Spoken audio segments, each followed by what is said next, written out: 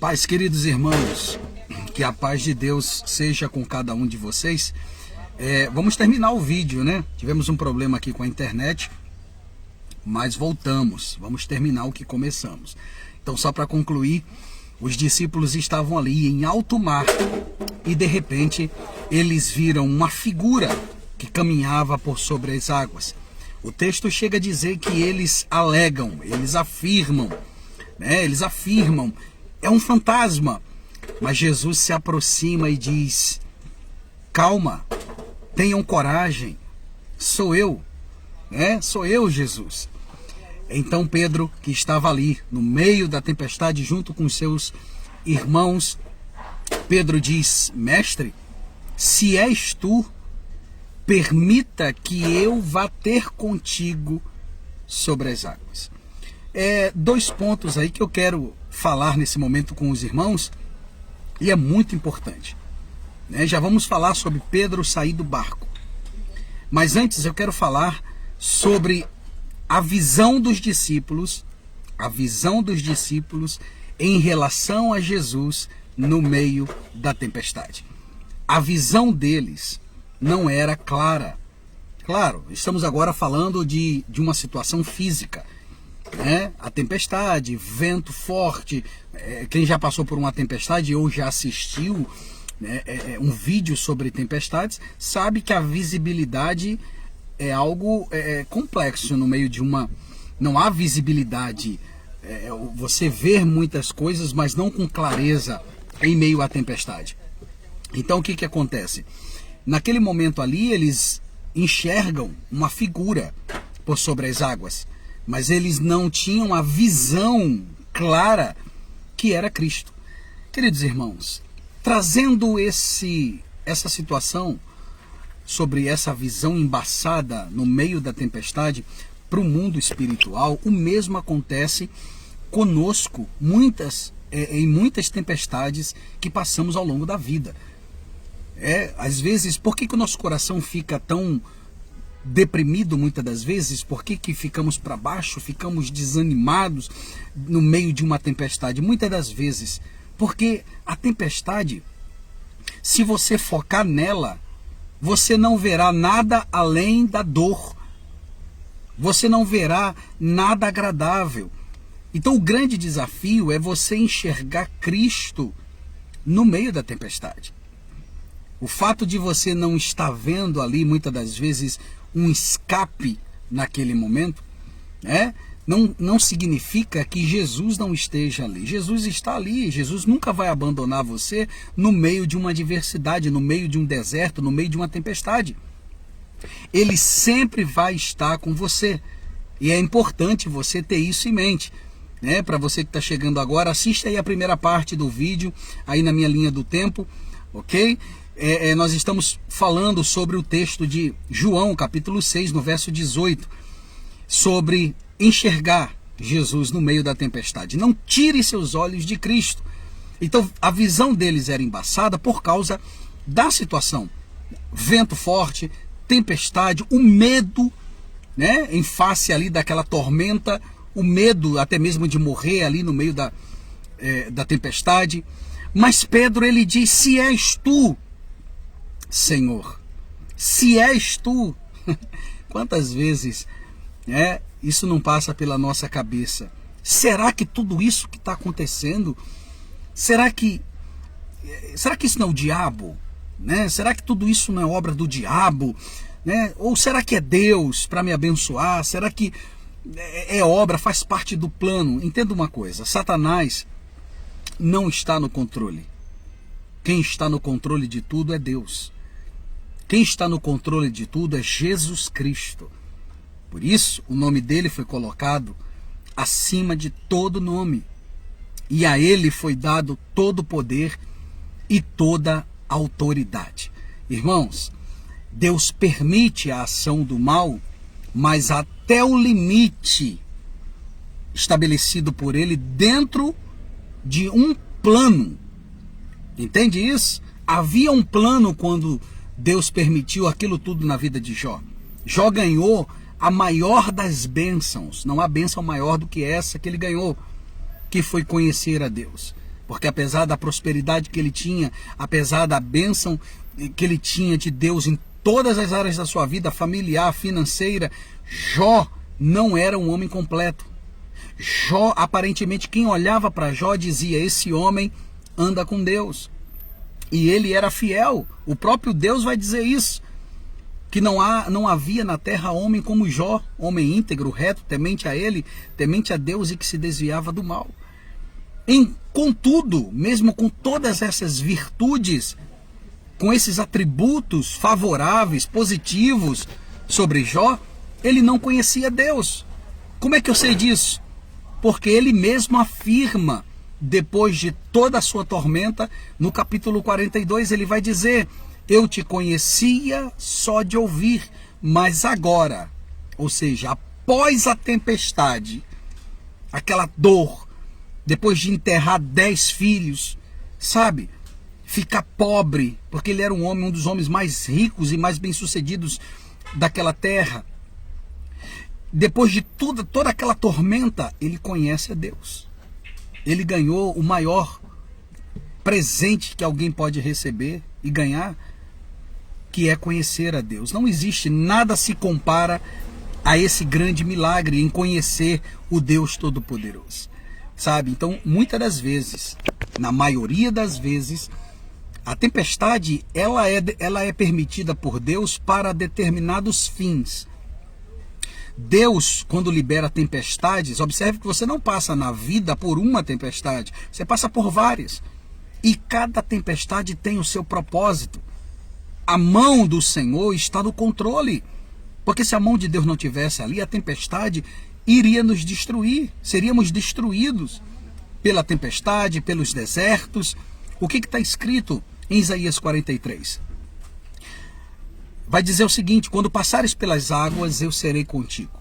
Quando pelos rios, eles não te submergirão. Quando pelo fogo não te queimarás, nem a chama arderá em ti. Porque eu sou o Senhor, o Santo de Israel, o teu Redentor. Quando passares pelas águas, eu estarei contigo. Olha que interessante. Deus está dizendo: eu vou permitir que águas cheguem em sua vida. Água na Bíblia, ela tem duas conotações aí. Ela, ao mesmo tempo que ela representa a luta, como nesse caso de Isaías 43, a água também simboliza o Espírito de Deus. Em João 7,38, Jesus vai dizer: aquele que crê em mim, como diz a Escritura, do seu interior fluirão rios de águas vivas. E no verso abaixo ele diz: e dizia isto ele em relação ao Espírito Santo, que até aquele momento eles não tinham recebido. Então a água tem duas conotações aí: luta, tempestade, mas também simboliza o Espírito de Deus. Então, Isaías 43, o Senhor está dizendo: quando passares pelas águas, ou seja, eu vou permitir que você passe por águas. Eu vou permitir que você passe por tormentas, que você passe pelo fogo, mas você não vai se afogar, você não vai se queimar, você não vai ficar submerso nessas águas de lutas. O Senhor está dizendo: eu serei contigo. Está lá em Isaías 43, quando passares pelas águas, eu serei contigo. Então, quando Deus permite que eu e você venhamos passar por momentos difíceis, não é que Deus tem prazer no nosso sofrimento, é que a tempestade tem o poder de moldar muitas coisas em nossa vida, inclusive em nosso relacionamento com Deus. É uma coisa linda isso. Então, amados, e uma coisa importante que a tempestade traz, né? Que a tempestade gera maturidade espiritual. E é isso que falta na igreja. Muitas das vezes nós temos uma igreja criança, uma igreja que faz de Deus um garçom, sabe? Eu vou para Deus porque eu tenho problemas na minha vida financeira, Deus tem que mudar. Deus não tem que mudar nada. Deus não tem que mudar nada. Deus já enviou o Filho dele, mandou Jesus aqui na terra. Jesus foi lá, subiu no altar dele, morre naquela cruz, pagou a nossa dívida na cruz. A Bíblia vai dizer que nós éramos condenados. Paulo, na carta aos Romanos, lá no capítulo 5, ele expressa isso, nós éramos inimigos de Deus, mas Deus nos uniu a ele, fomos unidos com Deus por meio da morte do seu Filho Jesus. Então, olha só, Deus já enviou o Filho dele, permitiu o Filho dele ser esmagado na cruz, mas muitas das vezes a igreja continua com aquela mentalidade de que Deus tem a obrigação de fazer alguma coisa. Não, Deus não tem a obrigação de fazer nada, ele já fez. Ok? Evangelho, amados, é redenção. Evangelho é redenção. Temos que parar de ver o Evangelho como um lugar onde nós cultuamos a Deus para ter algum benefício próprio. Pelo amor de Deus. É claro que Deus abençoa, existem as bênçãos do Senhor, sim. Mas não pense que você, com essa intenção, você irá ter alguma coisa do Senhor, porque Ele sonda os corações. Não é à toa que no Salmo 91:14 ele diz, eu sempre cito esse Salmo, porque é cirúrgico. Porque a mim se apegou por amor, eu o livrarei. Não é por interesse. Poloei é salvo, porque conhece o meu nome. Conhece, não é estranho. Entende? Então, os discípulos, eles estavam atormentados porque não tinham uma visão de Cristo no meio da tormenta. Não tinham uma visão de Cristo. Mas veja, que não é só a questão da visão física, né? Não é essa questão apenas. Eu falo a questão de ver o escape, de ver o livramento, de algo que te conforte no meio da tempestade. Porque na outra situação, Jesus estava no barco. Eles viam Jesus e ainda assim estavam apavorados. Então não se trata aqui de visão física. Se trata de ver a solução. Muitos ficam desesperados até a solução chegar. Não fique. Jesus está no controle de todas as coisas. A sua parte, a minha parte, é estarmos em oração, adorando a Jesus, obedecendo, amando uns aos outros, perdoando. Isso é evangelho, queridos irmãos. E quando obedecemos, nós temos paz, nós temos segurança, porque o que te protege não é o tempo que você tem na igreja, não é o conhecimento bíblico que você tem. O que te protege, principalmente em dias maus, porque a Bíblia fala do dia mau, em dias de tempestade, o que te protege é a tua obediência, porque a tua obediência gera boa consciência, e a boa consciência gera uma fé inabalável. Uma coisa está atrelada à outra. A minha obediência a Deus gera uma boa consciência, e uma boa consciência gera uma fé inabalável. Entende isso? Então eu gostaria que essa mensagem ficasse gravada no teu coração. Agora a segunda parte, Pedro, ele disse, se és tu, Senhor, permita que eu vá ter contigo sobre as águas. Jesus disse, vem, Pedro. Se você quer ter a prova, Pedro quis prova de Jesus em meio à tempestade. Sabe o que eu acho interessante? É que Jesus poderia parar a tempestade para Pedro andar ali em águas tranquilas. Mas Jesus não para a tempestade. Observe que ele chama Pedro no meio da tempestade. Ele não para a tempestade. Ele estava ensinando Pedro a caminhar no meio da tormenta. Pedro sai do barco, já está vivendo o sobrenatural. Porque sair do barco, ou seja, irmãos, visualiza você sair do barco, tirar os teus pés de um lugar firme e colocar os teus pés sobre algo que a tua mente diz, olha, aí tu vai afundar. É certo que tu vai afundar, mas Jesus está dizendo, ponha o pé, você não vai afundar. Mas vai pela lógica, colocar o pé sobre águas, eu vou afundar. Mas Jesus está dizendo, vem Pedro, vem. Você não está me vendo? Eu estou sobre as águas. Isso é improvável. Isso é impossível, e eu estou sobre as águas. Se eu caminho sobre as águas, você, como meu seguidor, também pode. Venha. Pedro agora coloca os pés sobre as águas. Eu fico imaginando a sensação de Pedro, os discípulos ali, o barco ainda continuava sendo saculejado pelo vento, e naquele momento ali Pedro, ele vê, caramba, eu estou sobre as águas. E ele começa a caminhar na direção de Jesus no meio da tempestade. Tudo ia bem, até que ele repara na força da tempestade. Você entende isso? Aí você diz assim, pois é, Pedro vacilou, Pedro agora, quem mandou Pedro olhar para as ondas? Irmãos, todo mundo olha, viu? Todo mundo repara na força do vento e da tempestade. Não tem uma pessoa no mundo que não repare na força do vento e da tempestade. Porque isso é uma coisa que está atrelada à nossa natureza. Nós temos a tendência de observar tudo, não só as coisas boas, mas as coisas ruins também. Entende isso?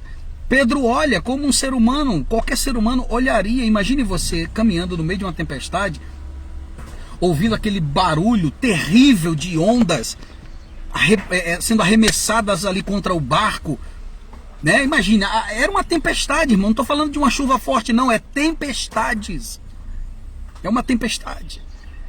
Pedro olha, no momento que ele tira os olhos de Jesus, e aqui está o segredo, e eu vou finalizar a mensagem. Quando ele tira os olhos de Jesus, ele começa a afundar. Sabe por quê? Porque o que vai dar segurança na tua caminhada é os teus olhos fixos em Jesus. Se você tirar os olhos de Jesus, você começa a afundar espiritualmente. Sabe por quê? Porque se você deixar de olhar para Cristo, você vai ver o homem falhar. Você vai ver injustiça.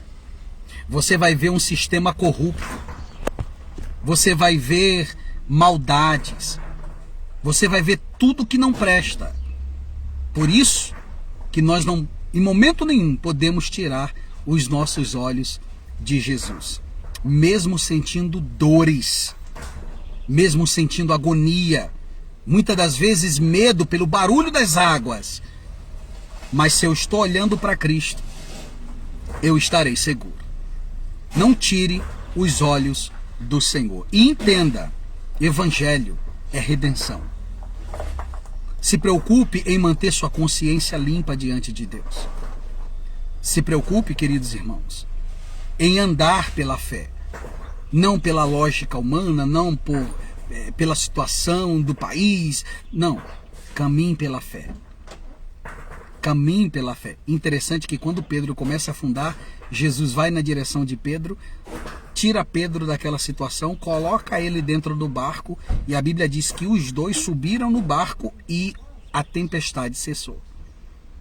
Veja como Jesus estava no controle e está no controle.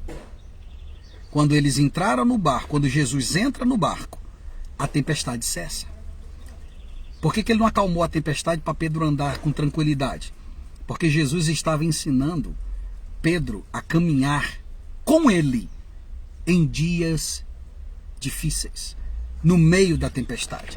É na tempestade que a nossa fé é revelada. É na tempestade que o amor que sentimos por Deus é revelado. É na tempestade que o conteúdo que há no nosso coração em relação a Deus, o que sentimos em relação a Deus, se é interesse ou é amor, é revelado. É na tempestade que tudo isso é revelado.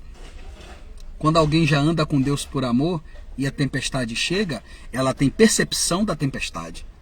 Ela sente muitas das vezes medo, mas ela tem paz, ela tem segurança, e a consciência dela diz: não tenha medo, você tem andado com Deus.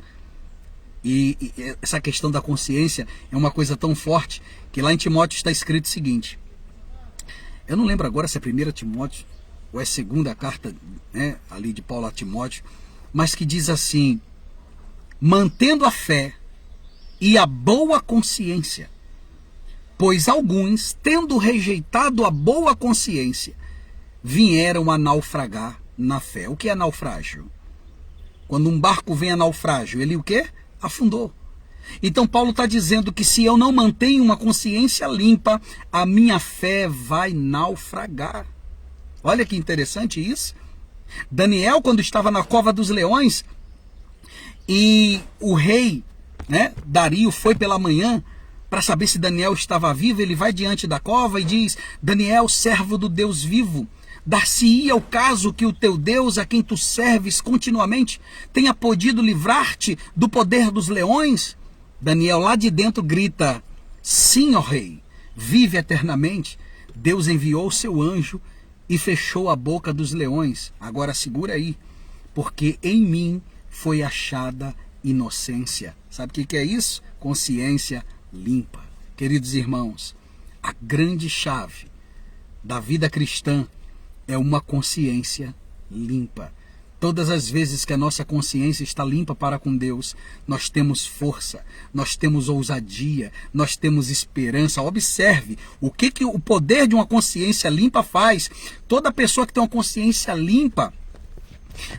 Você quer ver só? Vou dar um exemplo para você. Já observou que quando estamos do lado da verdade nós temos força? Já observou a linguagem corporal de uma pessoa que está falando a verdade? Já observou a linguagem corporal de uma pessoa que está mentindo? Veja se é igual. Existem estudos, inclusive, sobre linguagem corporal. Existe uma ciência que estuda a linguagem corporal, a forma como a pessoa fala, a forma como ela se expressa. Há peritos nessa área. E foi comprovado. Essa ciência diz que quando a pessoa está do lado da verdade, tudo que ela fala, quando ela está do lado da verdade, tudo que ela fala tem firmeza. Olha, não tem como maquiar a verdade. Tem gente que mente muito bem. Mente muito bem. Mas ainda assim, a mentira nunca terá a mesma força que a verdade. Você que já tem uma experiência de vida, você já deve ter se deparado já com situações assim, não sei se com o seu filho, com o seu esposo, com a sua esposa, com o seu amigo, com a sua amiga, eu não sei. E você sabia que a pessoa estava mentindo. A pessoa estava ali, ó, falando um tempão com você. Você sabia que era mentira. Mas em outras situações, você sabia, você tinha certeza que a pessoa estava falando a verdade. A verdade convence. A mentira não. Acredite. A mentira ela pode ser muito bem contada, mas ela nunca terá o mesmo peso que a verdade. E todo aquele que está do lado da verdade, que é Cristo, ele não teme. E quando eu falo não temer, não é ausência de medo, não, medo você tem. Quando eu falo ele não teme, é um resultado, num contexto geral. Ele sabe o fim da história. Ele sabe que aquela história vai acabar bem. Ele sabe que Deus virá em favor dele. Ele sabe, ele não sabe como, mas ele sabe que algo vai acontecer. Ele sabe que Deus vai agir de alguma forma. Deus vai enviar alguém, alguma coisa vai acontecer. Um escape virá. Porque a consciência dele diz, o próprio Espírito Santo, eu estou com você. Não temas. Entende, irmãos? Então o conselho que eu dou, você pode ser uma pessoa que não... hoje me falta muitas coisas, sabe, bispo? Eu não tenho muita condição financeira, eu não tenho nenhum carro, eu passo um perrengue, ando de ônibus, é uma luta para sustentar filhos, organizar casa. Sabe, irmãos? Esses esforços que muitas das vezes você faz todos os dias e que ninguém reconhece. Quantas mulheres que não têm os seus esforços reconhecidos. Muitos homens, aí alguém vai dizer assim, tá puxando agora sardinha para as mulheres. Não, é uma verdade, irmãos. Você acha que é fácil tomar conta de uma casa? Tem mulheres aí que tomam conta de casa, que trabalham, tem os filhos. Irmãos, troca de lugar com a tua mulher, para tu ver só. Não estou falando do homem que ajuda a esposa, não. Mas você que não faz essas tarefas, troque de lugar. Um dia só com a tua esposa e você vai ver o nível, o grau de dificuldade que é tomar conta de uma casa, fazer as coisas de casa, lavar roupa, lavar louça, limpar, casa suja todo dia, irmãos. Todo dia. Às vezes o homem não percebe. O homem não percebe porque ele chega, tá tudo pronto. Agora vai fazer. Vai lavar a roupa para você ver. Por que eu estou falando isso? Porque muitas das vezes os teus esforços não é reconhecido. Mas Deus, Ele está vendo tudo. Por isso que a Bíblia vai chamar Ele de justo juiz. Ele é o justo juiz. Salmo 75, 7 diz: Deus é juiz. A um Ele abate, ao outro Ele exalta. Entende isso? Então guarda no teu coração essa palavra. Você pode não estar vendo Jesus no meio da tempestade com aquele olhar de: poxa, eu não estou vendo a solução, não estou vendo Deus com a solução para mim agora. Mas Ele está aí com você. Ele está no controle. Ele nunca perdeu o controle de nada. Desde o momento em que Ele criou céus e terra, Ele está no controle de todas as coisas. Fica na posição, tá certo?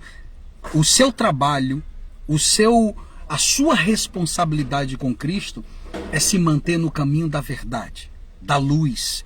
Se você estiver do lado da luz, as evidências de Cristo na sua vida vão aparecer. Mas se você estiver em trevas, ninguém poderá te ajudar. Ninguém. Nem mesmo o próprio Deus. Porque Deus não vai compactuar. Deus não tem aliança nenhuma com trevas. Tá certo, queridos irmãos? Então essa é a mensagem. Não tire os olhos do Senhor. Não importa se está na bonança ou tempestade. Não tire em momento nenhum os olhos de Cristo. E outra coisa, mantenha sempre a tua consciência limpa, tá bom? Que a paz que excede todo o entendimento da parte de nosso Senhor e Salvador Jesus Cristo e o seu amor que dura para sempre seja com todos vocês. Fiquem todos na paz. Deus abençoe a todos em nome de Jesus.